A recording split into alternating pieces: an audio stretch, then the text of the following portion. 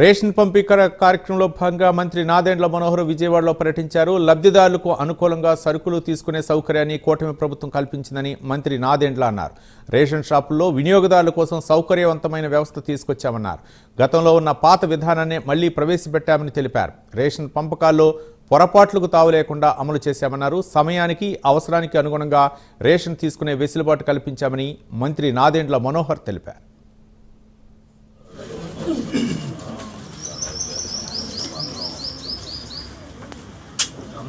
ప్రజలందరిలో కూడా ప్రతి జిల్లా నుంచి వస్తున్న సమాచారం అద్భుతంగా సాగుతున్న ఈ రేషన్ సరఫరా 29,760 షాపుల ద్వారా ఈ కార్యక్రమాన్ని ప్రజలకి మరింత మెరుగైన సేవలు అందించే విధంగా ముందుకు తీసుకెళ్లగలిగాం. ఈ 3 రోజుల్లో నిజంగా ప్రతి ఒక్కరు కూడా ఎంతో అద్భుతంగా సహకరించి కష్టపడ్డారు. మా డిపార్ట్మెంట్ తరఫున, రెవెన్యూ శాఖ తరఫున, ఫేర్ ప్రైస్ డీలర్లు అందరూ కూడా, రేషన్ షాప్ ఓనర్లు ఎవరైతే ఉన్నారు, యాజమాన్యం వాళ్ళందరూ కూడా మనస్ఫూర్తిగా చేసిన ఈ కార్యక్రమంలో ఇప్పటి వరకు మనకు వచ్చిన సమాచారం, ఈ రోజు 3వ రోజు రాష్ట్ర వ్యాప్తంగా 62,14,000 కార్డు కుటుంబాలకి మేము సరుకులు ఈ రోజున పూర్తి చేయగలిగాం.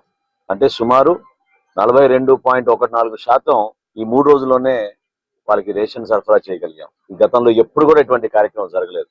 అంత అద్భుతంగా ఈ కార్యక్రమాన్ని ప్రజల్లోకి తీసుకెళ్తున్నాం. ఇప్పుడే మీరు చూశారు, ఇంటింటికి కూడా వెళ్లి ఎవరైతే వృద్ధులు 65 సంవత్సరాలు నిండిన వారు ఉన్నారో, ఎవరైతే ప్రభుత్వం నుంచి దివ్యాంగులుగా పెన్షన్లు తీసుకుంటున్నారో, దాదాపు 15,74,000 మందికి రాష్ట్ర వ్యాప్తంగా సరుకులు అందించే విధంగా మేము ఏర్పాట్లు చేశాం. ప్రజలందరిలో కూడా ప్రతి జిల్లా నుంచి వస్తున్న సమాచారం అద్భుతంగా సాగుతున్న ఈ రేషన్ సరఫరా 29